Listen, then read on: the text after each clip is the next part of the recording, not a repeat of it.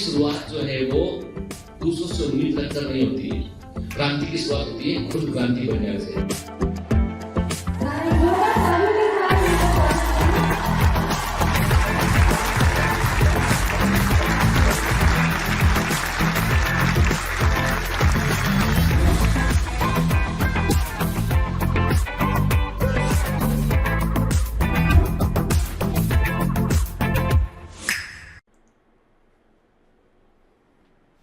Hello commandos, welcome to Biomentors classes online. I am doctor Jitendra Singh और बेटा हम पढ़ रहे हैं ह्यूमन फिजियोलॉजी। और ह्यूमन फिजियोलॉजी के हम एक बड़े इंपॉर्टेंट चैप्टर में है जो कि है nervous system, neural control and coordination, जहां पर अभी तक हम देख चुके हैं कि हमारे न्यूरॉन्स कैसे काम करते हैं, न्यूरॉन्स में जो है इलेक्ट्रिकल इंपल्स जनरेट कैसे होता है, कैसे उसका कंडक्शन होता है वो देखा हमने देखा कि ह्यूमन नर्वस सिस्टम को हम जो है अलग अलग भाग में डिवाइड करते हैं। हमने कहा सेंट्रल नर्वस सिस्टम की बात कर रहे थे, हम पेरिफेरल नर्वस सिस्टम को देखा हमने। ठीक है, पिछली क्लास में हमने ब्रेन को समझना शुरू किया और हमने देखा था फोर ब्रेन के बारे में। हमने केवल फोर ब्रेन के बारे में बात की पिछली क्लास में। हमने देखा कि ब्रेन में बुर्कास एरिया क्या होता है, वर्निकेज एरिया क्या होता है, अलग अलग हमने ब्रेन के हिस्सों को वहां पर देखा। ठीक है, चलिए तो एक काम करते हैं कि एक जो है वो फटाफट ब्रीफ रिवीजन करते हुए हम आगे बढ़ते हैं। लेकिन मैं आपसे कुछ बड़े इंपॉर्टेंट क्वेश्चन किए बगैर तो आगे बढ़ूंगा नहीं। पहले आपको जो है मेरे कुछ प्रश्नों का उत्तर देना पड़ेगा। ठीक, देखिए जैसे हम यहां पर देख रहे हैं स्क्रीन पर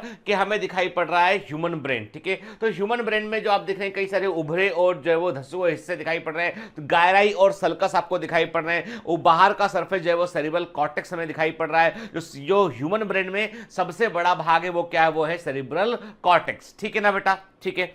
अब सेरिब्रल कॉर्टेक्स में आप मुझे बताएंगे कि what is the meaning of grey matter. Grey matter क्या होता है, ठीक है, और व्हाइट मैटर क्या होता है। ठीक है, what is the meaning of grey matter and what is the meaning of white matter. ठीक है, तो आपको बताना है मुझे कि वो कि आप ग्रे मैटर से आप क्या समझते हैं और व्हाइट मैटर से आप क्या समझते हैं ब्रेन के अंदर। ठीक है ना, क्लियर।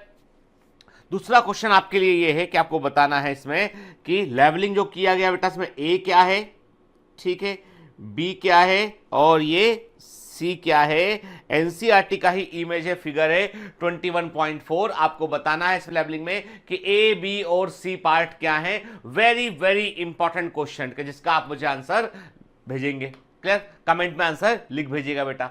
आगे बढ़े, चलिए। तो अब ब्रेन पर आगे बढ़ने के पहले कुछ अमेजिंग फैक्ट के ऊपर हम बात करते हैं। जैसे कि देखिए एक बड़ा इंटरेस्टिंग फैक्ट है, वो ये है कि तकरीबन 2.5% लोग ऐसे होते हैं जिनको फेस ब्लाइंडनेस की शिकायत होती है। कि अब आप बोलोगे सर ये फेस ब्लाइंडनेस क्या चीज है बेटा, तो फेस ब्लाइंडनेस का मतलब होता है कि व्यक्ति किसी व्यक्ति से मिलता है, चेहरा देखता है और भूल जाता है। मतलब ये कि लोग रिकॉग्नाइज नहीं कर पाते। 2.5% हम समझ लीजिए आपकी पॉपुलेशन में 2.5% लोग ऐसे हैं जो आपसे एक बार मिल चुके होंगे, आपको एक बार देख चुके होंगे, आपसे बात भी की होगी, पर वो आपको चेहरा देखकर भी भूल जाएंगे, चेहरे से भी आपको रिकॉग्नाइज नहीं कर पाएंगे। नॉर्मली क्या होता है, हम किसी व्यक्ति को उससे एक बार मिलते हैं तो एक थोड़ी से कुछ सेकंड के लिए, कुछ मिनट के लिए बात किया, तो हो सकता है हम उसका नाम भूल जाएं, हो सकता है उसके काम के बारे में हम भूल जाएं, पर हमें यह मालूम रहता है कि ये चेहरा देखा हुआ है, इससे हम कभी ना कभी बात किए हुए हैं। लेकिन कुछ लोग ऐसे होते हैं 2.5% जिनको फेस ब्लाइंडनेस की प्रॉब्लम होती है। ठीक है, दूसरा पॉइंट है कि हमारा सबकॉन्शियस माइंड जो होता है वो हमारे 95% डिसीजन को इन्फ्लुएंस करता है। कि सबकॉन्शियस माइंड का मतलब मैंने आपसे कहा था एक बार कि जब आप बोलते हो कि मैं दिल से कह रहा हूं, इसका मतलब आप अपने अंदर के inner core of the brain के, यानी ब्रेन के कुछ सेंटर सेटअप ऐसा होता है जहां पर आप जो भी सीखे हैं, जो भी आपका अनुभव है वो स्टोर होता है और आप क्या करते हैं, आप उस परसेप्शन के तहत जो है निर्णय लेते हैं आपके। तो लाइफ में ऐसा होता है, कई बार ऐसा होता है कि जो लोग लगातार डिप्रेशन का शिकार रहते हैं, लगातार निराशावादी सोच रखते हैं, लगातार नेगेटिव सोच रखते हैं, तो वो कई बार निर्णय भी गलत लेते हैं। कारण ये होता है कि आपका डिसीजन लेने के दौरान आपकी वो सोच जो है, जो छिपी हुई सोच है, वो कहीं ना कहीं काम कर रही होती है। ठीक है, इसलिए याद रखिए अपने बारे में आदमी को हमेशा अच्छा सोचना चाहिए, आदमी को हमेशा पॉजिटिव सोचना चाहिए, हमेशा अच्छा करने का सोचना चाहिए। मुझे क्या मिलेगा, इससे इंपॉर्टेंट चाहिए कि आप दूसरों के लिए क्या अच्छा कर सकते हैं, क्या ऐसा कर सकते हैं जो आपकी ईमानदारी की मिसाल बने, जो समाज में जो है वो दूसरे का बेटरमेंट में काम आए के। जब आप इस सोच के साथ उठेंगे सुबह सोकर और दिन भर आप यही सोचेंगे मुझे कुछ अच्छा करना है, मुझे लाइफ पे कुछ अच्छा करना है, मुझे बड़ा डॉक्टर बनना है ताकि मैं कई सारे मरीजों को जो है वो बचा सकूं, कई सारे गंभीर मरीजों की जान को मैं सेव कर सकूं, तो ईश्वर आपको आपका सबकॉन्शियस माइंड सही डिसीजन लेगा, आपको अधिक मेमोरी रखने में भी हेल्प करेगा के, और जो है वो ईश्वर के आशीर्वाद से जो है वो अल्लाह की दुआ से आप जो है अल्लाह की मेहरबानी से आप जरूर सफल होंगे आपके। याद रखिए मैं आपसे कह रहा हूं कि देखो सबसे बड़ी बात है कि हमारा ईश्वर, हमारा गॉड हमारे अंदर ही बसता है के, और उसको ही हम जो है वो सबसाइड करके रखते हैं। तो आपका सबकॉन्शियस, ये मैं जितनी बातें कह रहा हूं ये सब साइंटिफिक बातें कह रहा हूं कि सबकॉन्शियस माइंड आपके 95% डिसीजन को जो है वो प्रभावित करता है, इन्फ्लुएंस करता है कि आप कई बार हमारा कोई अच्छा दोस्त होता है, उसके बारे में हम सोच रहे होते हैं कि आज मेरा जो है वो उससे मेरे फ्रेंड से मिलने का मेरा बड़ा मन कर रहा है, लेकिन बहुत काम है, जा नहीं पाएंगे आज के। आपने सोचा, सामने वाले आपके दोस्त को ऐसा लगा कि उसे आपसे मिलने जाना चाहिए, थोड़ी देर बाद आपके घर का कॉल बेल बजा और आपने देखा कि आपका फ्रेंड जो है आप सामने आ गया के, जिससे आप मिलना चाहते सहेली वो सामने आ गई आपके के। इसका मतलब ये हुआ, कई बार भाई होता है, कजिन होता है, जिससे हमारे अच्छे संबंध होते हैं, वो आपने सोचा उसके बारे में, वो घर आ गया कुछ एक या 2 घंटे के अंदर, तो आप बोलते हैं अरे ये तो बड़ी आश्चर्य, मैं तुम्हारे बारे में ही सोच रहा था, मैं अभी जस्ट तुम्हारे बारे में ही सोचा। वो बोला यार मेरा मन क्या आ गया तेरे से मिलने के लिए। क्यों ऐसा होता है? कई बार हमें ऐसा लगता है कि ये घटना हम पहले भी देख चुके हैं, कई बार हमें ऐसा लगता है कि हम किसी को याद करते हैं और वैसा वो व्यक्ति सामने वाला हमसे मिलने आ जाता है के, क्योंकि कई लोगों के पास में मिरर न्यूरॉन होते हैं। क्या जिन 2 लोगों के पास में जितने अधिक कॉमन मिरर न्यूरॉन होते हैं उतना अधिक वो एक दूसरे से टेलीपैथी कर पाते हैं के। तो mirror neurons allow you feel pain when someone else in the pain. जब किसी दूसरे को दर्द होता है तो उस दर्द को आप महसूस कर पाते हैं उन मिरर न्यूरॉन के थ्रू के। अब आप बोलोगे सर ये सब एनसीईआरटी में तो लिखा नहीं है। मैं आपसे कह रहा हूं बेटा ये हम पढ़ रहे हैं अभी, हम ये जो है वो जो नर्वस कंट्रोल एंड कोऑर्डिनेशन के अलावा अभी हम यहाँ पर ब्रेन की अमेजिंग पावर के बारे में बात करें कि ब्रेन कितना जो है वो डाइवर्सिफाइड फंक्शन करता है के।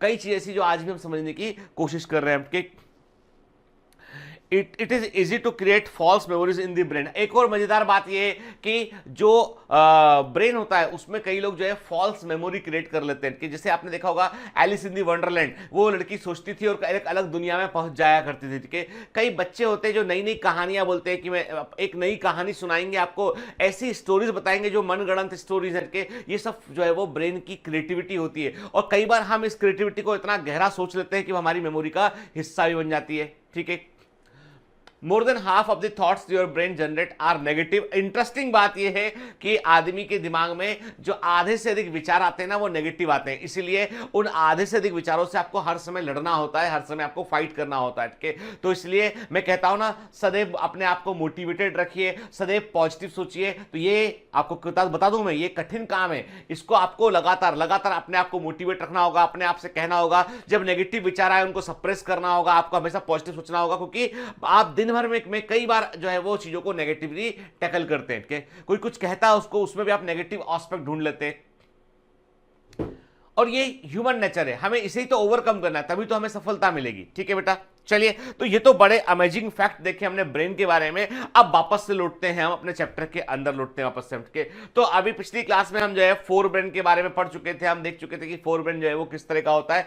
अब बात करेंगे हम जो है वो मिड ब्रेन के बारे में। अच्छा, फोर ब्रेन में आप मुझे एक चीज का उत्तर और करेंगे, एक प्रश्न का उत्तर और देंगे कि what is corpus callosum. Corpus callosum क्या होता है? कार्पस कैलोसम क्या होता है आपको बताना है, कमेंट में लिख भेजिएगा के।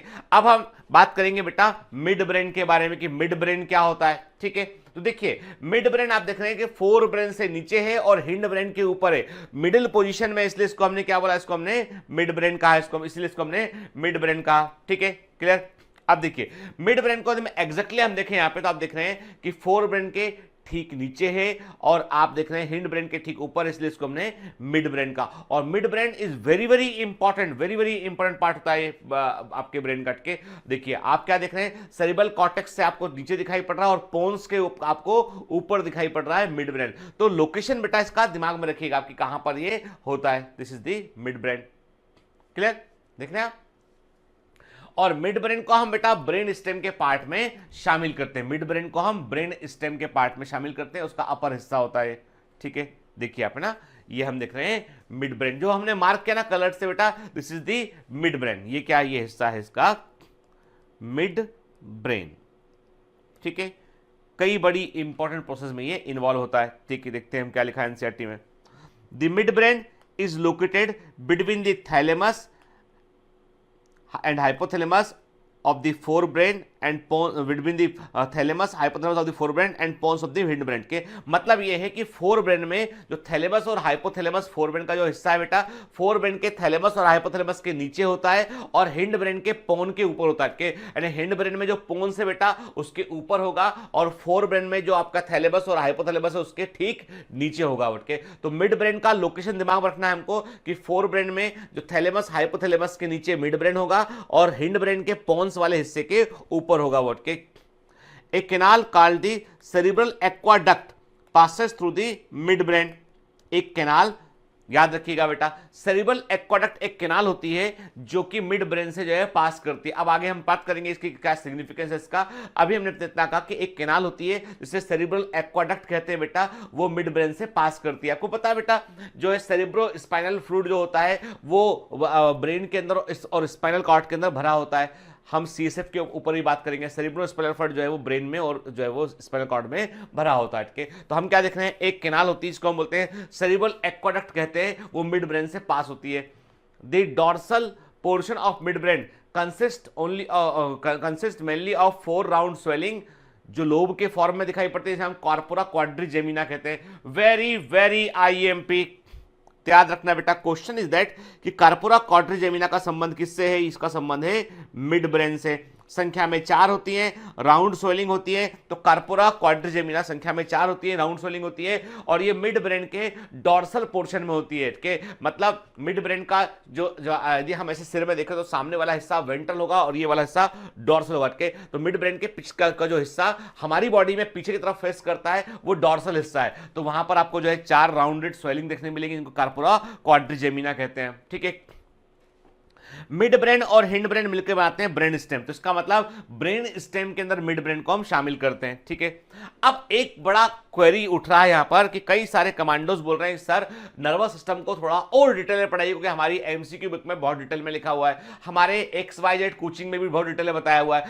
मैं आपसे कहता हूं आप पिछले 7-8 साल के क्वेश्चन उठा के देख लीजिए, नीट के अंदर और एम्स के अंदर आए हुए, आप पाएंगे कि 99.9% क्वेश्चन जो है एनसीईआरटी से ही आया है। इसलिए हमको ऐसा डाइवर्सिफाई करने की जरूरत नहीं है कि अब उस जो यदि मैं कहता हूं चलिए हमने 99.9% को हमने 95% भी रखा हमने, तो 95% में जो रिमेनिंग 5% है उसके लिए आपको परफॉर्मेंस इनहांसमेंट शीट के में मैंने बड़े एक्सक्लूसिव इंपॉर्टेंट पॉइंट दे रखे हैं, उनको आपको एक बार पढ़ लेना है, एक बार पढ़ लेना है। और यदि कोई पॉइंट उसमें समझ में नहीं आएगा आप मुझे बता दीजिएगा, मैं उसको एक्सप्लेन भी कर दूंगा। लेकिन जो है in the interest of time and completion of syllabus on time, मैं आपसे यही कहूंगा बेटा कि कई हिस्से ऐसे जहां पर हमको एनसीईआरटी से बहुत डिटेल में जाके पढ़ना होता है, कई हिस्से ऐसे जहां पर हमें एनसीईआरटी के अंदर ही लिमिट करना होता है, कई हिस्से ऐसे जहां पर एनसीईआरटी में between the lines of NCERT पढ़ना होता है। ठीक है, तो यहां पर हम इस चैप्टर में हम 100% NCERT and between the lines of NCERT जो आपको मालूम होना चाहिए वो सब पढ़ रहे हैं। लेकिन चूंकि नर्वस सिस्टम अपने आप में बड़ा कॉम्प्लेक्स और बड़ा सिस्टम है, एंड ब्रेन के लिए आप सोचिए कि स्पेशलाइज्ड डिग्री होती है न्यूरो फिजिशियन की, तो इसका मतलब ये है कि हमें एक लेवल के बाद तय करना होगा कि ये हमारी बाउंड्री, इसके ऊपर हम मेडिकल कॉलेज के अंदर जाकर पढ़ेंगे। ठीक है, क्योंकि एनर्जी सेव करना इज इंपॉर्टेंट, क्योंकि आपको फिजिक्स भी पढ़ना है, आपको केमिस्ट्री भी पढ़ना है, आपको पूरा बायोलॉजी पढ़ना है, पूरा बॉटनी जो सब कुछ पढ़ना है फुट के। तो इसका मतलब ये नहीं कि एक चैप्टर में हमने इतना एनर्जी लगा दिया कि बाकी चैप्टर के लिए एनर्जी नहीं बचा हमारे पास में के। हमको याद तो हमें ही रखना है ना, और एग्जाम में सॉल्व करके आना क्वेश्चन। इसलिए please don't forget to solve DPP in nervous system, don't miss any online test in nervous system.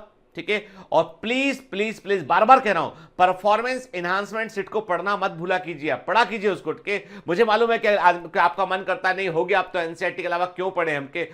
मैं कह रहा हूं बेटा पढ़ना चाहिए, सेफ्टी वॉल्व हमारे पास रहना चाहिए। ठीक है, चलिए तो अब मिड ब्रेन के बारे में क्या देखा अभी हमने कहा नंबर 1 जो यूनिक क्वेश्चन, जो पहला क्वेश्चन बनता है कॉमन कि इसकी लोकेशन कहां पर है, तो मिड ब्रेन जो है आपके फोर ब्रेन के थैलेमस हाइपोथैलेमस के नीचे है और हिंड ब्रेन के पोन्स वाले हिस्से के ऊपर है। दूसरा, कौन सी कैनाल जो है मिड ब्रेन से पास करती है, सेरिब्रल एक्वाडक्ट वो कैनाल है जो मिड ब्रेन से पास करती है। फिर कार्पोरा क्वाड्रिजेमिना का संबंध किससे होता है, तो कार्पोरा क्वाड्रिजेमिना का संबंध मिड ब्रेन से होता है। ये क्या होती है, फोर राउंडेड स्वेलिंग होती है। अब आगे देखते हैं हम इसको, हम between the lines of NCERT जाके देखते हैं कि क्या काम करती है।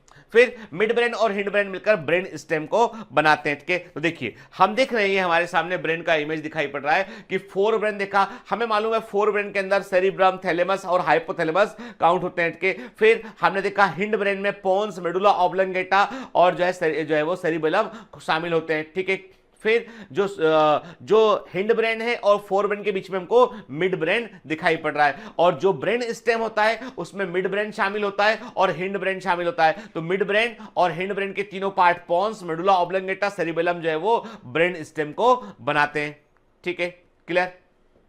ये देख रहे हैं हम यहाँ पे मिड ब्रेन और ये पोन्स के जो हिंड ब्रेन का पहला हिस्सा है पोन्स, उसके ठीक ऊपर होता है।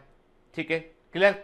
अब समझो बात को बैठ के, अब देखो हम ये between the lines of NCERT बात कर रहे हैं। मैं आपको बता इसलिए रहा हूं ताकि आपको पता चले कि क्या पढ़ना है हमको, क्योंकि क्या हो रहा है कि बहुत सारे बच्चे बड़ा सारा कंफ्यूज होते हैं कि ये भी पढ़ ले। नहीं बेटा, एग्जाम में ये जरूरी है कि आपको क्या पढ़ना है और ये भी मालूम होना चाहिए क्या नहीं पढ़ना है, क्योंकि यहां पर हम जो है किसी और को नॉलेज नहीं दे रहे हैं, देने के लिए जा रहे हैं। यहां पर हमको एग्जाम का एमसीक्यू सॉल्व करना है। तो इसीलिए हमको बिल्कुल रैशनल अप्रोच लेके चलना पड़ेगा। और मैं कहता हूं जितने ज्यादा आप एमसीक्यू सॉल्व करोगे उतना आप जो है वो एग्जाम के नजदीक पहुंचोगे आपके। तो इसीलिए प्लीज डीपीपी सॉल्व करना मत भूला कीजिए। ठीक है, फिर द वेंट्रिकुलर सिस्टम। अब क्या चीजें यहां पे वेंट्रिकुलर सिस्टम देखते हैं हम। मैंने कहा आपसे कि देखिए वेंट्रिकल 1 और 2 दिखाई पड़ रहा है हमको यहाँ पे, fourth ventricle and third ventricle दिखाई पड़ रहा है। अब आपको जैसे मैंने आपसे कहा आपसे कि मिड ब्रेन से सेरिब्रल एक्वाडक्ट गुजरती है। मैंने आपसे कहा मिड ब्रेन से कैनाल गुजरती है, इसको सेरिब्रल एक्वाडक्ट का। तो आपके दिमाग में एक बात तो आई कि ये डक्ट, निश्चित रूप से इस डक्ट का संबंध सेरिबेलम से होगा, सेरिब्रम से होगा, तभी तो सेरिब्रल बोला हमने इसको। और एक्वाडक्ट है, इसका मतलब पानी भरा होगा डक्ट के अंदर, एक्वा मतलब वाटर, तो मतलब एक वाटरी फ्लूइड इसके अंदर भरा होगा, और उस वाटरी फ्लूइड को बोलेंगे हम सीएसएफ बोलेंगे, सेरिब्रो स्पाइनल फ्लूइड बोलेंगे इसको हम। ठीक है, और एक देखो आपका सेरिब्रल कॉर्टेक्स है तो वेंट्रिकल 1 और 2 होगा, और आप देखेंगे कि जो थर्ड वेंट्रिकल होगा and then the fourth ventricle होगा। तो आप क्या देख रहे हैं, आप देख रहे हैं कि आपके ब्रेन में there is a ventricular system. It is a set of 4 interconnected cavities. ये 4 आपस में जुड़ी कैविटीज का एक सेट होता है जो ब्रेन के अंदर पाया जाता है। तो ब्रेन के अंदर इन कैविटीज को हम वेंट्रिकल्स कहते हैं। तो प्लीज डोंट फॉरगेट, आपके हार्ट के ऑरिकल और वेंट्रिकल अलग है। आपके हार्ट का लेफ्ट वेंट्रिकल और राइट वेंट्रिकल एक अलग चीज है। यहां पर ब्रेन के वेंट्रिकल्स की बात कर रहे हैं हम। ब्रेन में वेंट्रिकल्स का मतलब होता है कैविटीज। क्या होता है, कैविटीज। ठीक है, तो मैंने क्या कहा आपसे कि ब्रेन के अंदर भी वेंट्रिकुलर सिस्टम देखने मिलता है, जिसमें 4 इंटरकनेक्टेड कैविटीज होती हैं। ठीक है, जिन्हें हम वेंट्रिकल्स कहते हैं। और where the cerebro spinal fluid is produce, जहां पर कि सेरिब्रो स्पाइनल फ्लूइड जो है प्रोड्यूस होता है। Within each ventricle is a region of choroid plexus. हर एक वेंट्रिकल में एक क्षेत्र होता है, एक रीजन होता है, हम कोराइड प्लक्सस कहते हैं। A network of the ependymal cells involve in the production of CSF के। तो याद रखिएगा बेटा कि नंबर 1, अब यहां पे क्या इंफॉर्मेशन याद रखना, एक तो ये इमेज याद रखना है आपको यहां पे कि आपके सेरेब्रल कॉर्टेक्स में वेंट्रिकल 1 और 2 दिखाई पड़ रहा है, वेंट्रिकल 3 है, और वेंट्रिकल 3 और वेंट्रिकल 4 को जोड़ने वाली जो कैनाल है वो है सेरेब्रल एक्वाडक्ट है। ये एमसीक्यू जिपमर के अंदर पहले कई बार पूछा गया है बेटा। ठीक है ना, क्लियर। तो आप देख रहे हैं थर्ड वेंट्रिकल और फोर्थ वेंट्रिकल को कनेक्ट करने वाली कैनाल क्या है, वो सेरेब्रल एक्वाडक्ट है। देख रहे हैं आपके, तो मैंने क्या कहा आपसे, ब्रेन के अंदर 4 कैविटीज है जिनको हम वेंट्रिकल्स कहते हैं, जो इंटरकनेक्टेड होती है, आपस में जुड़ी होती है। और इन कैविटीज के अंदर ब्रेन के अंदर प्रेजेंट जो लिक्विड होता है, जो सेरिब्रो स्पाइनल फ्लूइड होता है, उसका प्रोडक्शन होता है, उसका उत्पादन होता है। और उसके उत्पादन में कोराइड प्लक्सस नाम की का एक क्षेत्र इन्वॉल्व होता है। एंड इन वेंट्रिकल में कुछ विशेष तरह की एपेंडाइमल सेल्स पाई जाती है, कुछ विशेष प्रकार की कोशिकाएं पाई जाती हैं, सेल्स पाई जाती हैं, जिन्हें हम एपेंडाइमल सेल्स कहते हैं, जो कोराइड प्लक्सस को बनाती है, जो सीएसएफ के प्रोडक्शन में इन्वॉल्व होता है। वेरी वेरी आईएमपी, ये याद रखना है हमको के। अब इसका मतलब ये नहीं कि हम बिल्कुल जो है केमिकल एनालिसिस ऑफ सीएसएफ के अंदर पहुंच जाए, हम के बड़ा गहराई से हम कोराइड प्रोसेस का स्ट्रक्चर पढ़ने लगे, क्योंकि उसके लिए आपको मेडिकल कॉलेज तक कम से कम पहुंचना पड़ेगा। ठीक है ना, क्लियर। तो देख रहे हैं यहाँ पे वेंट्रिकल 1 और 2, ठीक है, third ventricle and the fourth ventricle, और थर्ड और फोर्थ वेंट्रिकल के बीच में बेटा कौन सा कैनाल है, कौन सा डक्ट है यहाँ पे, सेरिब्रल एक्वाडक्ट है, जो कि मिड ब्रेन से गुजरता है। किससे गुजरता है, मिड ब्रेन से गुजरता है। ठीक है, क्लियर। देखिए यहाँ पे ना टू व्यू ऑफ वेंट्रिकल हम देख रहे हैं यहाँ पे कि which is filled with cerebral spinal fluid. तो आप क्या देख रहे हैं बेटा, आपको दिखाई दे रहा है, ये देख रहे हैं यहाँ पे कि आपको लेटरल वेंट्रिकल्स दो, के आपका जो सेरिब्रल कॉर्टेक्स में लेफ्ट और राइट पार्ट है ना, तो दो आपको लेटरल वेंट्रिकल दिखाई पड़ रहे हैं। फिर दोनों लेटरल वेंट्रिकल जो है थर्ड वेंट्रिकल से कनेक्टेड है, एंड थर्ड वेंट्रिकल जो है वो फोर्थ वेंट्रिकल से कनेक्टेड है, और फोर्थ वेंट्रिकल और थर्ड वेंट्रिकल के बीच में जो है वो एक्वाडक्ट ऑफ मिड ब्रेन आपको दिखाई पड़ रहा है। ठीक है, सेरिब्रल एक्वाडक्ट आपको दिखाई पड़ रहा है। ठीक है, स्क्रीनशॉट लेना बेटा इसका, है ना, याद रखना इसको, क्लियर है ना, कि वेंट्रिकल सिस्टम ब्रेन में कैसा होता है। ठीक है, देखो जहां जरूरी होगा बिल्कुल पढ़ाऊंगा बेटे, बिल्कुल मैं कोई कंजूसी नहीं करूंगा बेटा पढ़ाने में, क्योंकि मेरे को मेरे बच्चों का 360 आउट ऑफ 360 मार्क्स चाहिए। ठीक है, अब बात की थी हमने कार्पोरा क्वाड्रिजेमिना के बारे में, तो मैंने कहा कि मिड ब्रेन में हमको दो हिस्से के, आप ध्यान से बस के कुछ चीजें between the lines of NCERT, mid brain में हमको दो हिस्से दिखाई पड़ते हैं। एक दिखाई पड़ता है कार्पोरा क्वाड्रिजेमिना दिखाई पड़ता है, दूसरा है सेरिब्रल पेडंकल के। अब ये कार्पोरा क्वाड्रिजेमिना और सेरिब्रल पेडंकल क्या होते हैं, तो याद रखिएगा बेटा कि यदि आप देखें यहाँ पे तो चार आपको जो है मैंने कहा फोर आपको स्फेरिकल स्ट्रक्चर दिखाई पड़ते हैं, जो कि कार्पोरा क्वाड्रिजेमिना कहलाते हैं के। तो कार्पोरा क्वाड्रिजेमिना में क्या होता है बेटा कि जो है यहाँ पे देखेंगे आप, यहाँ पे तो आपको दिखाई पड़ेंगे ये चार, देखिए गौर से देखिए इसमें इमेज में 1 2 3 एंड 4 देख रहे हैं आप, गौर से इमेज को गौर से देखिए आप, है ना। ये जो हिस्सा है ना, इसको मैं कैसे कलर चेंज करता हूं, 1 2 3 एंड 4, ठीक है, कार्पोरा क्वाड्रिजेमिना। देखिए 1 2 3 4, ठीक है। ऊपर वाले दो को बोलेंगे आप, क्या बोलेंगे, इसको बोलेंगे आप सुपीरियर कुलिकुलाई, नीचे वाले को बोलेंगे आप इन्फीरियर कुलिकुलाई, ठीक है ना। एंड तो कार्पोरा क्वाड्रिजेमिना में दो ऊपर ऐसे होंगे, दो नीचे होंगे, देख रहे हैं आप इमेज में, ठीक है ना, उभरे हुए किससे, ठीक है ना, है ना। तो कार्पोरा क्वाड्रिजेमिना में आपको कुल 4 स्फेरिकल स्ट्रक्चर दिखाई पड़ेंगे आपको, और दो ऊपर वाले को हम सुपीरियर कुलिकुलाई बोलेंगे और नीचे वाले को हम इन्फीरियर कुलिकुलाई बोलेंगे आपके। याद रखिएगा सुपीरियर कुलिकुलाई जो होते हैं वो क्या काम करते हैं, they mediate visual attention and visually tracking moving object के। जैसे आप जो है वो, जैसे कोई चीज चल रही है, चलता हुआ कुछ दिखाई पड़ रहा है, कोई मूविंग ऑब्जेक्ट है, तो उसको आप आंखों से देख पाते, समझ पाते हैं कि ये मूव कर रहा है, और उसके लिए रिस्पॉन्सिबल होता है आपका सुपीरियर कुलिकुलाइट के। तो कार्पोरा क्वाड्रिजेमिना का जो संबंध होता है बेटा, ये बेसिकली इसमें जो सुपीरियर कुलिकुलाई होते हैं इनका संबंध होता है विजुअल से, कह रहे आपके देखने की क्षमता संबंध होता है इसका के। तो दे मीडिएट विजुअल अटेंशन, तो जो आप देखते हैं, जो भी आपको दिखाई पड़ता है उसको देख पाना, उसको समझ पाना, एंड उसमें ट्रैक मूविंग ऑब्जेक्ट को समझ पाना, ये सुपीरियर कुलिकुलाई का काम होता है के। इन्फीरियर कुलिकुलाई जो है they mediate the reflective turning off the head in response to the sound के। जब कभी कोई आवाज सुनते हो, कोई आपको आवाज देता है, तो आपको कोई जोर की आवाज आती है, आप एकदम पलट कर देखते हो, और आप जो पलट कर देखते हो वो रिफ्लेक्स देखते हो, आप सोचते नहीं को पलट के देखना है कि नहीं। मान लो पीछे कोई जोर का साउंड हुआ ना, तो आप झट से पलट कर देखोगे, ये सोचे बगैर कि मुझे पलटना है कि नहीं पलटना है, रिफ्लेक्सली आप देखोगे के, और इसके लिए रिस्पॉन्सिव होता है इन्फीरियर कुलिकुलाइट के। तो इन्फीरियर कुलिकुलाइट देखो है ना बेटा इंटरेस्टिंग, आप सोचो कितना यूनिक है ब्रेन के, एक एक हिस्सा छोटा छोटा काम कर रहा है, छोटे छोटे काम, जिन काम को कभी आप कंसीडर नहीं करते हो वो काम भी ब्रेन कंट्रोल कर रहा है के। मतलब एक मूविंग ऑब्जेक्ट को देखना, समझना कि वो मूव कर रहा है, सुपीरियर कुलिकुलाई काम कर रहा है। इन्फीरियर कुलिकुलाई जो है कोई आवाज जोर की होगी, सर पलट के आप देखोगे वो काम कर रहा है यहाँ पे, ठीक है ना, क्लियर। तो ये चारों जो है मिलके क्या आते हैं, ये कार्पोरा क्वाड्रिजेमिना में आते हैं। फिर हम बात करें सेरिब्रल पेडंकल की बात करते हैं, तो सेरिब्रल पेडंकल में जो है हम देखते हैं कि एक विशेष तरह का जो है एक मोटर सेंटर देखने मिलता है, विशेष तरह का एक मोटर सेंटर देखने मिलता है, और ये मोटर सेंटर मतलब मसल्स को जो है वो नर्व इंपल्स भेजता है, और इस मोटर सेंटर को हम बोलते हैं सबस्टेंशिया नाइग्रा बोलते हैं, इसे हम सबस्टेंशिया नाइग्रा कहते हैं, हम इसे सबस्टेंशिया नाइग्रा कहते हैं, ठीक है। तो सेरिब्रल पेडंकल जो होता है बेटा, उसमें आपको जो है substantia they contain substantia nigra, a motor centre that relay inhibitory signal preventing unwanted movement के। तो आपकी बॉडी में जो अनवांटेड मूवमेंट है, जिन मूवमेंट को आप नहीं चाहते हो करना, उन मूवमेंट को ये रोकता है। क्या होता है बेटा, जिन लोगों को पार्किंसंस डिजीज होती है, आप कभी गौर करना, कई लोग आपको ऐसे मिलेंगे, जैसे मेरा एक फ्रेंड था के, बड़ा इंटेलिजेंट लड़का था, अच्छा पढ़ने वढ़ने में अच्छा था, लेकिन उसकी एक हैबिट थी, जैसे वो है ना, आप उसका जो है सैंड, जैसे आप नॉर्मल होगा, वो बार बार ऐसे करेगा। एक लड़का मुझे और दिखा था, वो थोड़ी देर बाद, कुछ लोग होते हैं बात जिनको जो है जो आपसे बात करेंगे और उसके बाद में 2-3 बार जीभ बाहर निकालेंगे तो लोग बोलते हैं सांप है। एक्चुअली सांप कैसे हो सकता है, इंसान है भैया, मैमल से वो एक आध सांप हो गया है ना। तो कई बार क्या होता है, there are some unwanted movement. कई लोग होते हैं जिनको पार्किंसोनिज्म डिजीज होती है, वो लोग भी, उनको लगता है कुछ मक्खी बैठी पर लगातार हाथ के, कुछ नहीं है, कुछ भी नहीं है, लेकिन वो कुछ अनवांटेड मूवमेंट करते हैं कि कई बार ट्रेमरिंग होता है बॉडी में, कि अनवांटेड ट्रेमर होता है।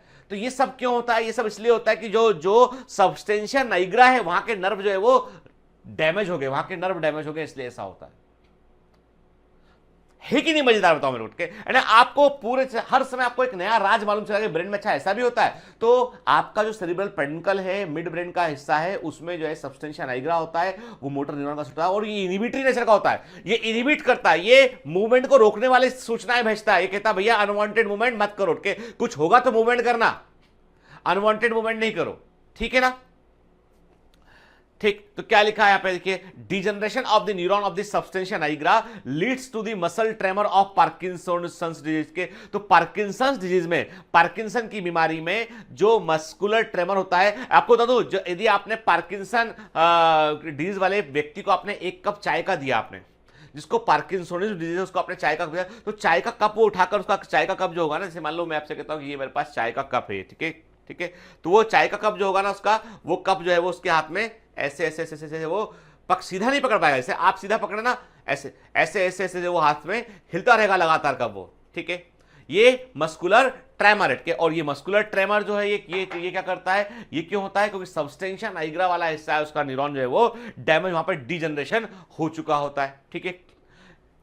तो बताओ, अब देखिए ये क्या पढ़ा हमने, ये हमने पढ़ा है between the lines of NCERT. NCERT ने कार्पोरा क्वाड्रिजेमिना की बात की, हमने उसके बारे में जान लिया कैसा होता है, सुपीरियर कुलिकुलाई क्या काम करते हैं, इन्फीरियर कुलिकुलाई क्या काम करते हैं ना। और ये नोट करते जाना साथ साथ में आप, ठीक है, छोटे छोटे में नोट करते जाना बेटा, ठीक है ना।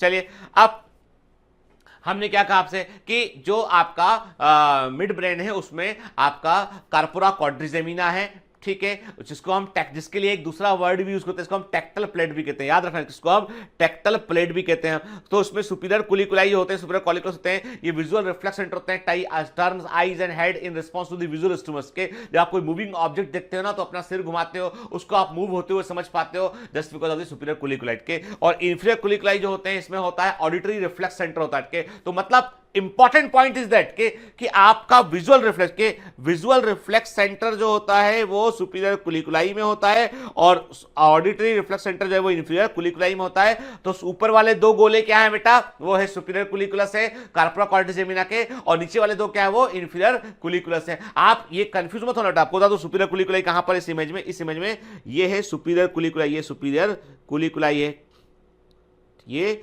2 सुपीरियर कुलिकुलाई है, और ये नीचे वाले जो है ये 2 क्या है, ये इंफीरियर कुलिकुलाई है, कार्पोरा क्वाड्रिजेमिना, ठीक है, क्लियर, ठीक है।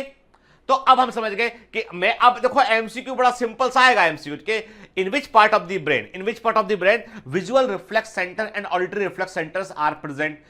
ब्रेन के किस हिस्से में विजुअल रिफ्लेक्स सेंटर और ऑडिटरी रिफ्लेक्स सेंटर पाए जाते हैं? तो आंसर इसका होगा मिड ब्रेन। मिड ब्रेन में कहां पर? कार्पोरा क्वाड्रिजेमिना में होगा। कार्पोरा क्वाड्रिजेमिना में कहां पर? सुपीरियर कुलिकुलाई में विजुअल रिफ्लेक्स सेंटर होगा, और इंफीरियर कुलिकुलस में जो है क्या होगा, वो ऑडिटरी रिफ्लेक्स सेंटर होगा, ठीक है ना, clear.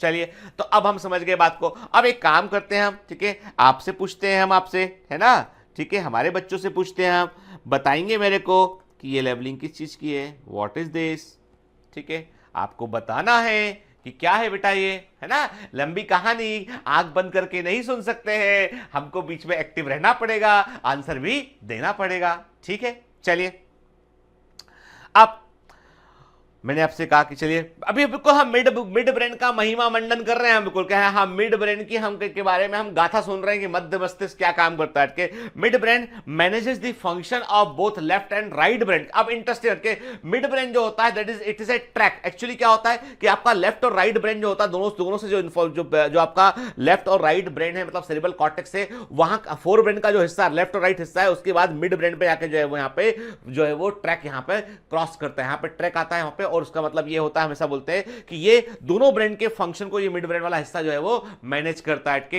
It is the portion of the central nervous system. ये हमारे सेंट्रल नर्वस सिस्टम का वो हिस्सा होता है जिसका संबंध होता है देखने से, सुनने से, मोटर कंट्रोल से, सोने से और जागने से। ठीक है, मतलब मिड ब्रेन जो है उसका संबंध है किससे है, देखने से, सुनने से, आपके मोटर कंट्रोल से और सोने से और जागने से।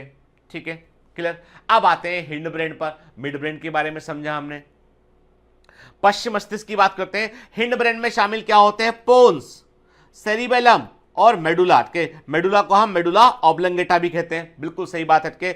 जो पोन्स होते हैं पहले ने जो हिंड ब्रेन है उसका पहला हिस्सा क्या होता है, पोन्स होता है। Pons consist of the fibre track that interconnect different regions of the brain के।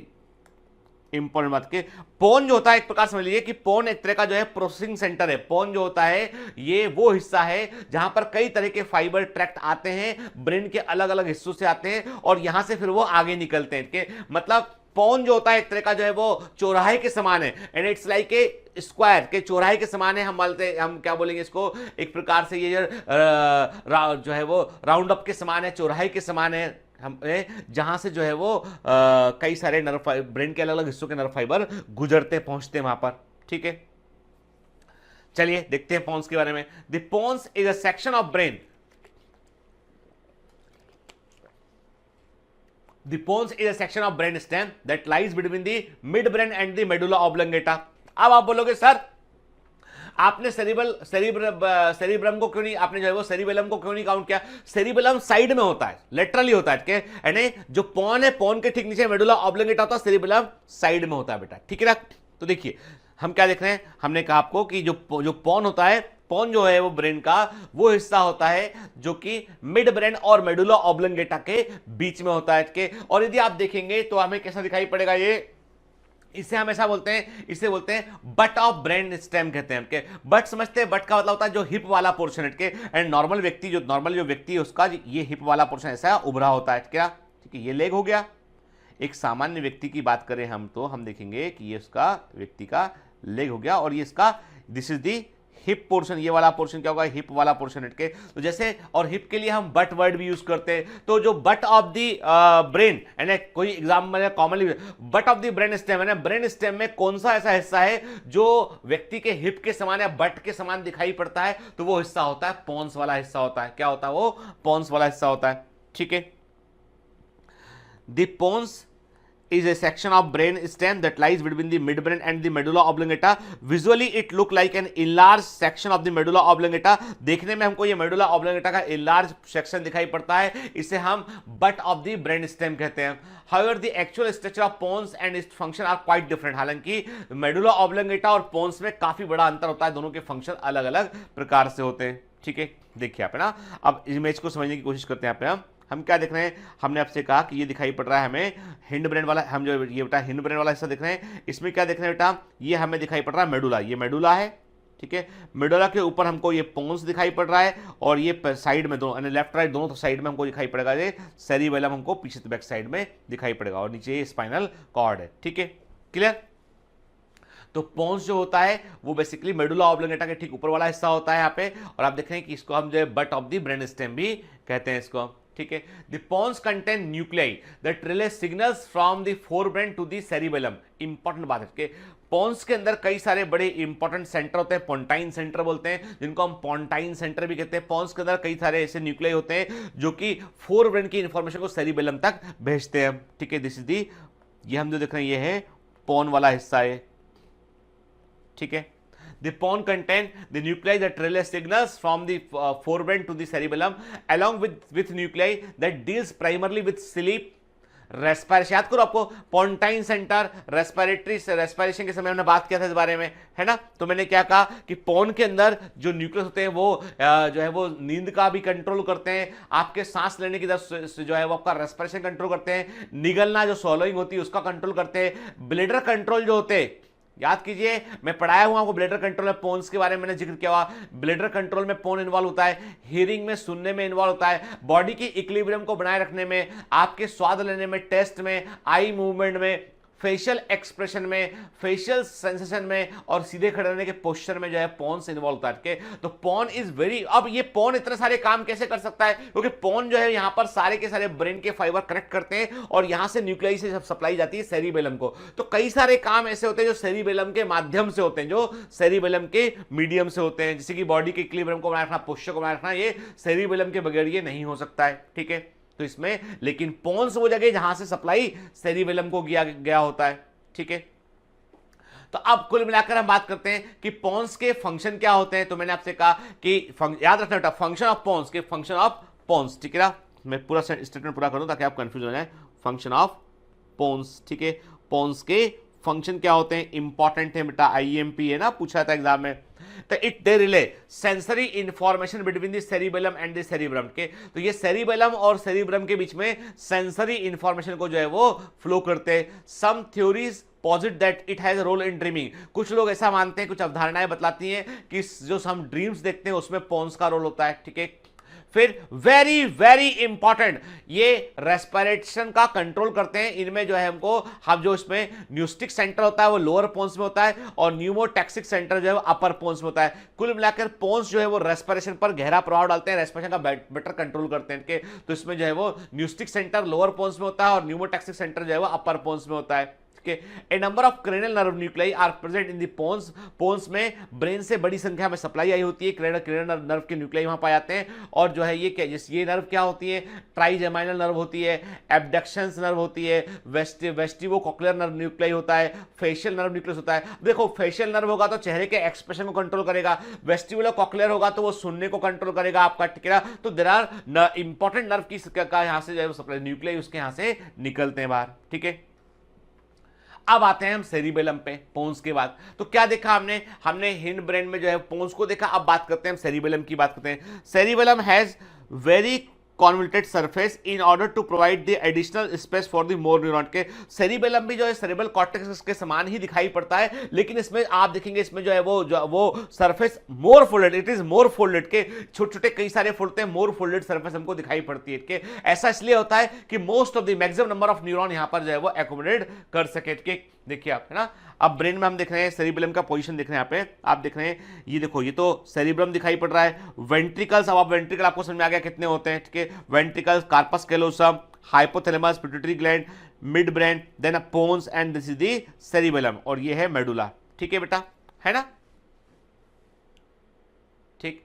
फिर अब इंटरेस्टिंग बात है, यदि आप सेरिबेलम को काटेंगे, काटकर आप उसको आप उसका क्रॉस सेक्शन देखेंगे तो आपको ऐसा लगेगा कि एक ट्री के समान, यानी आप पूरा का पूरा आपको सेरिबेलम का इनर स्पेस जो है वो ट्री के समान आपको दिखाई पड़ेगा। व्हाइट कलर का कंपोनेंट आपको ट्री के समान दिखाई पड़ेगा, इसे अर्बोरबिटी कहते हैं। और ये एग्जामिनर का एक फेवरेट क्वेश्चन है, this is one of the favourite question in exam के, पूछा गया बेटा। हालांकि एनसीईआरटी में मेंशन नहीं है पर एग्जाम में पूछा जाता है। The arbor vitae, very very IMP, the arborvitae is a tree-shaped white colored component found in the cerebellum के। अर्बोरबिटी वृक्ष के समान, ट्री के समान दिखने वाला जो है व्हाइट कलर कंपोनेंट होता है जो सेरिबेलम में पाया जाता है। It is known for its role in motor and sensory information that goes to and from this region to the brain के। एंड सेरिबेलम और ब्रेन के बीच में जो भी कम्युनिकेशन होता है, सेरिबेलम और जो है ब्रेन की बात करें, ब्रेन के दूसरे जो रीजन होते हैं उनके बीच में जो भी कम्युनिकेशन होता है वो इस ट्री समान स्ट्रक्चर के थ्रू होता है। तो क्या कहा मैंने आपसे, नंबर 1, अर्बोरबिटी का संबंध किससे है, अर्बोरबिटी का संबंध सेरिबेलम से है। अर्बोरबिटी क्या होता है, ट्री शेप दिखने वाला व्हाइट कलर कंपोनेंट होता है जो सेरिबेलम के अंदर देखने मिलता है। और इसका क्या रोल होता है, ये मोटर और सेंसरी इंफॉर्मेशन को, मतलब सेंसरी इंफॉर्मेशन जो बॉडी की तरफ, जो ब्रेन की तरफ आती है, मोटर इंफॉर्मेशन जो ब्रेन से आगे बढ़ती है उसको उसके लिए जो है उसमें इंपॉर्टेंट रोल प्ले करता है। चूंकि इसका शेप और स्ट्रक्चर जो है वो ट्री के समान दिखाई पड़ता है, इसलिए इसको ट्री ऑफ लाइफ कहते हैं। और ट्री ऑफ लाइफ को लैटिन में बोलते हैं हम अर्बोरबिटी कहते हैं। देखिए ध्यान से ना, ये हमें दिखाई पड़ रहा है, ये दिस इज दी अर्बोरबिटी। यदि आप बोलेंगे कि अर्बोरबिटी सर कहां पर है इसमें, तो अर्बोरबिटी बेटा देखो ये है ना ट्री समान, देखो व्हाइट वाला ऐसा बोल सकते पूरा ट्री के समान फैला हुआ दिखाई पड़ रहा है ना, क्लियर, ठीक है। देखिए आप अर्बोरबिटी आप देख सकते हैं इसमें। अब सेरिबेलम का फंक्शन क्या है, ये आपकी सेंसरी इनपुट जो होते हैं उनको रिसीव करता है, प्रोसेस करता है। आपका जैसे मान लो आपका बॉडी, आप किसी कारण से थोड़ा स्लिप हो रहे होंगे तो ये बॉडी को झट से सीख करेगा ताकि आप बच जाएं। के मान लीजिए कोई आदमी फॉल कर रहा है, गिर रहा है, तो वो अपना हाथ आगे बढ़ाएगा कुछ चीज को पकड़ने के लिए, उठ के आगे गिर रहा है तो अपना हाथ आगे लगा लेगा ताकि चोट ना लगे उसको, उठ के तो बॉडी का और बॉडी के बैलेंस को बनाए रखने की कोशिश करेगा उठ के। तो सेरिबेलम जो होता है वो कई सारी सेंसरी इंफॉर्मेशन को सेंस करके जो है आपके बॉडी के पोस्चर को बनाए रखने, बैलेंस को बनाए रखने में रोल प्ले करता है। तो ये it coordinate the movement output, जो आपका मूवमेंट है, बॉडी मूवमेंट है, उसके आउटपुट को कोऑर्डिनेट करता है, सेंसरी इनपुट को लेता है, बॉडी के बैलेंस को ये बनाए रखता है। और इसमें क्या क्या चीजें होती है, इसमें जो है वो इसमें ट्री ऑफ लाइफ अर्बोरबिटी आपको देखने मिलता है। और इसमें जो है आप देखेंगे इसके भी लेफ्ट और राइट हिस्से होते हैं, इनको वर्मिस कहते हैं। वर्मिस जो होता है वो लेफ्ट और राइट हिस्से को सेपरेट करके, यानी जो लेफ्ट और राइट हेमिस्फेयर जो होते हैं सेरिबेलम के, उसको सेपरेट करने वाले हिस्से को हम कहते हैं वर्मिस कहते हैं, उसे हम वर्मिस कहते हैं, ठीक है। देखिए आप जैसे देखिए फॉर एग्जांपल कि आप जो है वो खड़े होकर आप क्या कर रहे हैं, आपने खड़े हो, देखिए इस इमेज में देखिए कि ये लड़की खड़े होकर अपने सैंडल को या शूज को ठीक करने की कोशिश कर रही है। एक पैर पे खड़ी है, एक पैर पे खड़ी है, अपने शूज को वो ठीक कर रही है वो, और तब भी वो गिर नहीं रही, क्योंकि उसका आप देख रहे हैं ब्रेन का, मैंने जिस हिस्से में से इंफॉर्मेशन आगे जा रहा है बॉडी को बैलेंस करने का, उसको मैंने हाईलाइट कर दिया है, मैंने उसको जो है वो ब्लू से हाईलाइट कर दिया। आप देख रहे हैं दिस इज द पोर्शन, ये एक्टिवेट हो गया, ये पोर्शन जो है वो इंफॉर्मेशन दे रहा है, यहाँ पे एक्टिवेट हो गया है और इसने बॉडी के बैलेंस को बनाए रखा है, इसलिए जो ऐसा करते हैं वो गिर नहीं रही है, ठीक है। तो cerebellum helps provide smooth and coordinated body movement, ठीक है। तो समझ गए बात को हम कि what are the functions of the cerebellum, कि सेरिबेलम के कार्य क्या होते हैं। तो मेंटेनेंस ऑफ इक्विलिब्रियम, बैलेंस को बनाए रखना, पोस्चर को बनाए रखना, आई मूवमेंट को जो है वो करना, ये इसके काम होते हैं। फिर coordination of the half autonomic movement of the walking posture maintenance के, जब आप चलते हैं तो आपका पोस्चर बनाए रखना, तो ये ऑटोनॉमिक नर्वस सिस्टम को इसमें इन्वॉल्व करता है। तो आप नॉर्मल चल रहे हैं सड़क पे बगैर सोचे हुए, कि आप ये नहीं सोच रहे कि मैं कहीं गिर तो गया, आप चल रहे हैं, मतलब आपकी बॉडी को लगातार बैलेंस से बनाए रखा होता है के, तो आपका जो गेट है पोस्चर है के। इसीलिए जब कभी जो भी न्यूरो फिजिशियन जो होते हैं ना, आपको बता दूं के न्यूरो फिजिशियन क्या बोलते हैं, जब चेक करते हैं पेशेंट को बोलते हैं, अच्छा एक काम कीजिए, जब भी कभी किसी भी न्यूरो फिजिशियन के आप चैम्बर में जाएंगे, डॉक्टर के पास जाएंगे, आप देखेंगे कि उसका चैम्बर थोड़ा लंबा होता है, बड़ा होता है। जैसे हम लोग डायबिटोलॉजिस्ट हैं तो हम 10 बाई 10 के कमरे में 10 बाई 10 स्क्वायर फीट लंबा चौड़ा एक छोटे से माचिस की डिब्बी के बराबर हम कमरे में बैठकर भी हम मरीज का इलाज कर लेंगे, क्योंकि हमको कोई इक्विपमेंट नहीं चाहिए, हमको केवल हिस्ट्री सुनना है, देखना है, शुगर वुगर चेक करना है, हमारा काम हो जाएगा। लेकिन जो न्यूरो फिजिशियन होगा ना, उसको चाहिए पड़ेगा एक लंबा सा हॉल जैसा कमरा चाहिए पड़ेगा। वो पेशेंट से बोलेगा खड़े हो जाओ, चलो खड़े होने के बाद बोलेगा आपसे अपनी आंखें बंद करो, हाथ सीधे करो, वो देखेगा कहीं आंखें बंद करने के बाद उसके हाथ का मूवमेंट क्या होता है, वो बोलेगा सीधे हाथ रखो अपने, ट्रेमर तो नहीं हो रहा है। फिर वो क्या बोलेगा, वो बोलेगा चल कर आओ। अब कोई पेशेंट चल के आ रहा है, मान लो के वो चल के आ रहा है, तो मतलब जबकि पैर लेग्स एवरीथिंग इज नॉर्मल के, लेकिन जब वो चलता है तो ऐसे कई लोग होते हैं जोर से पैर पटकते हैं, पैर को जोर से पटकते हैं। हम नॉर्मली चल रहे हैं, नॉर्मल चल रहे हैं, ठीक है। कुछ लोग पैर को चल गए ना तो ऐसा लगेगा स्टाम्प, उसे बोलते हैं स्टाम्पिंग मूवमेंट बोलते हैं, जोर से पटक के चलते हैं पैर के। वो क्यों होता है, क्योंकि सेरिबेलम जो है वो इन्फॉर्मेशन को प्रॉपर्ली प्रोसेस नहीं कर पा रहा है, उससे डॉक्टर पता लगाता है ब्रेन के किस हिस्से में प्रॉब्लम हो सकती है इसके। तो गेट का पोस्चर का मेंटेनेंस भी सेरिबेलम करता है। फिर मसल टोन का एडजस्टमेंट सेरिबेलम करता है के। और आपकी मोटर लर्निंग, मोटर स्किल्स होते हैं, जब आप जो है वो किसी चीज को सीखते हैं उस दौरान भी जो सेरिबेलम बॉडी का बैलेंस बनाए रखने में इंपॉर्टेंट रोल प्ले करता है के। कॉग्निटिव फंक्शन जो होते हैं, कई सारे इंटेलेक्चुअल कॉग्निटिव फंक्शन में भी सेरिबेलम जो है वो इन्वॉल्व होता है के। बेसिक टाइप ऑफ फंक्शन में ये इन्वॉल्व होता है, ठीक है। अब आते हैं हम नेक्स्ट हिस्से पे। हिंड ब्रेन का तीसरा हिस्सा क्या है, वो है medulla oblongata, medulla of the brain कहते हैं इसको, ठीक है। The medulla of the brain is connected to the spinal cord, ये नीचे स्पाइनल कॉर्ड से कनेक्टेड होता है और ऊपर कनेक्ट होता है ये पोन्स से। मेडुला ऊपर तरफ कनेक्ट होता है पोन्स से और नीचे कनेक्ट होता है किसे, स्पाइनल कॉर्ड से कनेक्ट होता है। The medulla contains centres which control respiration, cardiovascular reflexes and gastric secretion, very very I important के मेडुला में कई बड़े इंपॉर्टेंट सेंटर पाए जाते हैं जो रेस्पिरेशन कंट्रोल करते हैं, जो कार्डियोवैस्कुलर रिफ्लेक्स कंट्रोल करते हैं और गैस्ट्रिक सिक्रेशन का भी वो नियंत्रण करते हैं। ठीक है, देखिए आप है ना, हम देख रहे हैं मेडुला ऑब्लंगेटा देख रहे हैं, इसके ऊपर पोन्स दिखाई पड़ रहा है आपको, नीचे इसको स्पाइनल कॉर्ड दिखाई पड़ रहा है आपको। ठीक है, तो लेवलिंग याद रखने का है बेटा, है ना, भूलना नहीं है।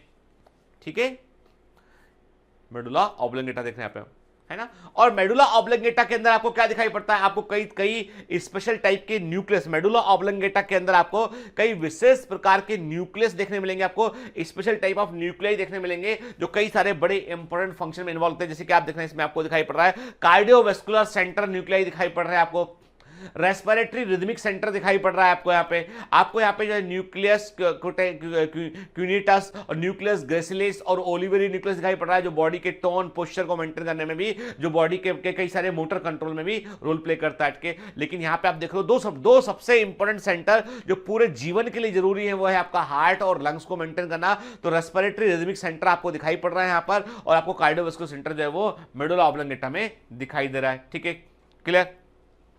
अब medulla oblongata is the part of the brain stem between the pons and the spinal cord, बिल्कुल सही बात है। It extend through the foramen magnum to the level of the atlas, याद रखें मेडुला ऑब्लंगेटा वो हिस्सा होता है जो फोरामेन मैग्नम, फोरामेन मैग्नम क्या होता है, जो स्कल के अंदर सबसे बड़ा ओपनिंग, स्कल के अंदर की ओपनिंग जहां से स्पाइनल कॉर्ड कनेक्ट होती है, जहां से निकल के स्पाइनल कॉर्ड कनेक्ट बाहर निकलती है, उस ओपनिंग को हम फोरामेन मैग्नम कहते हैं। स्कल में सबसे बड़ा छेद होता है। तो इस फोरामेन मैग्नम से वो थोड़ा सा एक्सटेंड होता है, मेडुला ऑब्लंगेटा हिस्सा एक्सटेंड होता है उठ के above the foramen magnum it is embraced dorsally by the cerebral hemisphere के। फोरामेन मैग्नम में ऊपर की तरफ जो है इसके दोनों तरफ क्या होता है, cerebral hemisphere, cerebellar not cerebrum, cerebellum जो होता है बेटा उसके हिस्से दिखाई पड़ते हैं। जैसे मैंने आपसे कहा कि ये दिस इज दी, ये है मेडुला ऑब्लंगेटा के, तो आप देख रहे हैं ये देख रहे हैं आप, ये है आपको सेरिबेलम हेमिस्फीयर दिखाई पड़ रहा है। तो आप क्या देख रहे हैं कि जो इसका अपर एंड होगा, इसका जो अपर एंड होगा बेटा वो क्या होगा, वो आपको दिखाई पड़ रहा है इसमें, जहां पर आप देख रहे हैं ना इसमें कि मेडुला ऑब्लंगेटा में हमने क्या कहा इसमें कि ये जो है वो याद रखिएगा जो मेडुला होता है ये medulla is vital for our function. हमारे मेडुला ऑब्लंगेटा के बगैर हम सांस नहीं ले पाएंगे, हम मेडुला ऑब्लंगेटा के बगैर हम जो है वो हमारा हार्ट काम नहीं कर पाएगा, इसलिए ये बड़ा इंपॉर्टेंट जो होता है सर्वाइवल के लिए। कि जब कभी व्यक्ति को जो है वो फांसी दी जाती है तो व्यक्ति का ब्रेन स्टेम में जो वर्टिब्री स्लिप करती है और वर्टिब्री स्लिप कर जो है वो अंदर जाती है तो ब्रेन स्टेम में आके धंस जाती है, तो वो मेडुला ऑब्लंगेटा के हिस्से को डैमेज करती है, इसलिए व्यक्ति की फांसी लगाने पर इंस्टेंट इमीडिएट डेथ आती है। ठीक है, तो अभी हमने आपसे क्या कहा कि मेडुला जो होता है ये हमारे बॉडी के फंक्शन के लिए जो है वाइटल होता है, इसके बगैर हम सर्वाइव नहीं कर सकते हैं। अबव द फोरामेन मैग्नम से ऊपर देखें आए तो इसमें हमको जो है वो सेरिबेलर हेमिस्फीयर दिखाई पड़ता है इसमें मेडुला में के दोनों तरफ डोर्सल सरफेस पर, और the lower end which contain upward continuation to the central canal of the spinal cord is the close part of the medulla। Medulla के दो हिस्से हम बांट सकते हैं मेडुला को समझने के लिए, एक बोलते हैं क्लोज पार्ट बोलते हैं, एक बोलते हैं ओपन पार्ट बोलते हैं। क्लोज पार्ट मेडुला का वो होता है जो स्पाइनल कॉर्ड से कनेक्टेड होता है, और मेडुला का ओपन पार्ट वो होता है जो कि वास्तव में ब्रेन से कनेक्ट होता है, ब्रेन के ऊपरी हिस्से पोन्स वाले हिस्से से कनेक्टेड होता है। ठीक है,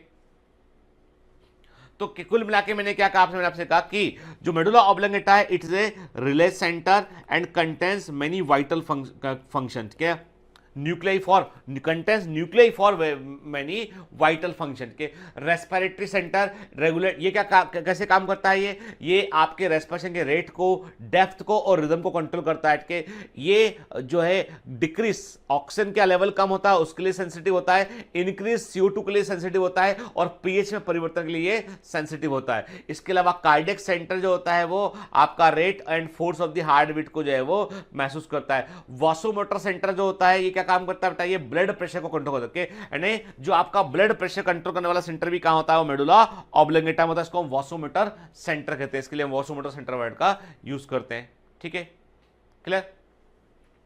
चलिए, तो ये तो बात की इसके बारे में, ये तो बात की हमने ब्रेन के ये बात की हमने ब्रेन के किसके बारे में, ब्रेन के मिड ब्रेन वाले हिस्से के बारे में और हिंड ब्रेन वाले हिस्से के बारे में बात किया हमने, ठीक है बेटा।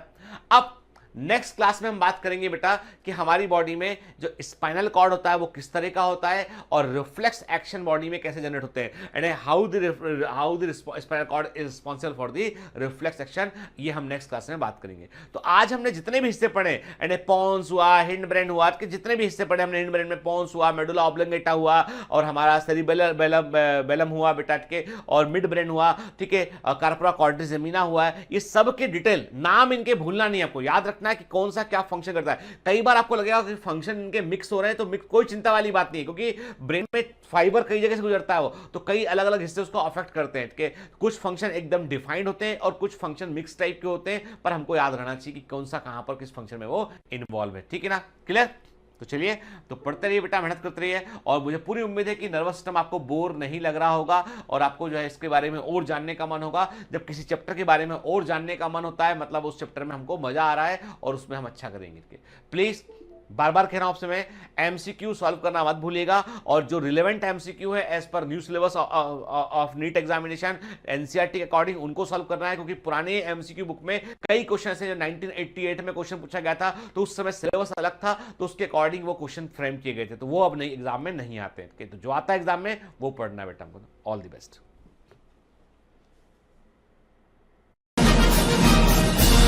Hi.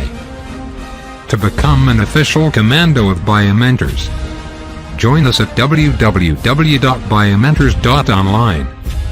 Here you can solve daily practice papers, an online test. You can download performance enhancement sheets. You can track your progress. You can interact with other fellow commandos. Join us and prepare yourself. It's a commando training for your success. Download Biomentors online app from Google Play Store.